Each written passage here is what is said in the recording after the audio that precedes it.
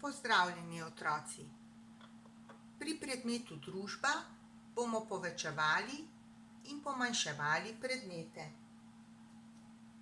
Risbe in fotografije lahko prikazujejo predmete v naravni velikosti. Kaj to pomeni naravna velikost? To pomeni, da so predmeti na fotografijah ravno tako veliki kot v resnici. Vendar v naravni velikosti težko prikažemo na fotografijah zelo velike predmete, kot je na primer tole drevo. Zato so na fotografijah predmeti običajno manjši kot v resnici. Fotografija tega drevesa je narejena v zmanjšanem merilu.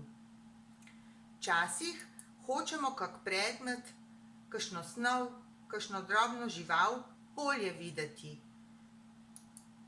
Takrat so predmeti na fotografijah večji kot v resnici, kot na primer tale cvet.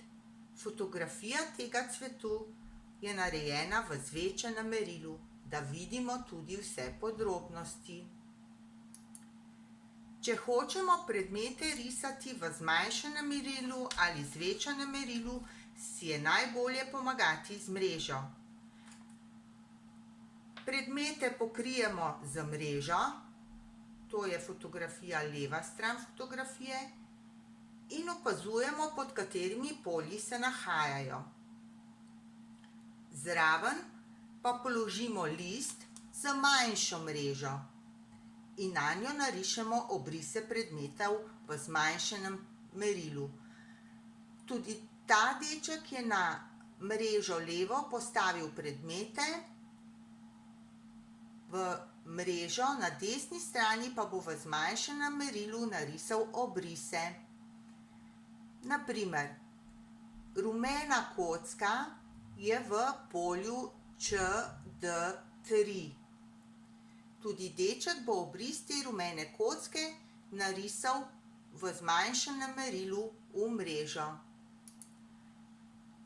Druga fotografija pa prikazuje deklico, ki bo risala metulja v zvečanem merilu. Veliko enostavnejše kot pa mrežo je povečevanje ali pa pomanjševanje risb, zemljevidov, načrtov s fotokopirnim strojem. Pred vami je fotografija fotokopirnega stroja. Na fotokopircu so gumbi in z gumbi mi nastavimo želeno povečavo ali pa pomanjšavo. Vse ostalo pa naredi stroj. Pravi občutek za povečevanje ali pa zmanjševanje nekega predmeta pa dobimo, kadar povečujemo ali zmanjšujemo en predmet. Torej, en predmet, isti predmet povečamo in zmanjšamo. Kot je na primer tale kovanec za 1 evro. Prva fotografija prikazuje kovanec, ki je manjši, kot je v resnici. Zgoraj imate merilo, koliko je kovanec velik v naravni velikosti. Torej, fotografija prikazuje kovanec v zmanjšanem merilu. Druga fotografija prikazuje kovanec za 1 evro, ki je enako velik, kot je v resnici. To lahko tudi premerite. Zgoraj pa je merilo. Tretja fotografija pa prikazuje kovanec za 1 evro, ki je večji, kot je v resnici. Fotografija je narejena v zvečanem merilu. Zgoraj imate merilo, kako velik je kovanec v resnici. Tako. Pa ponovimo, kaj je merilo? Kaj pomeni merilo?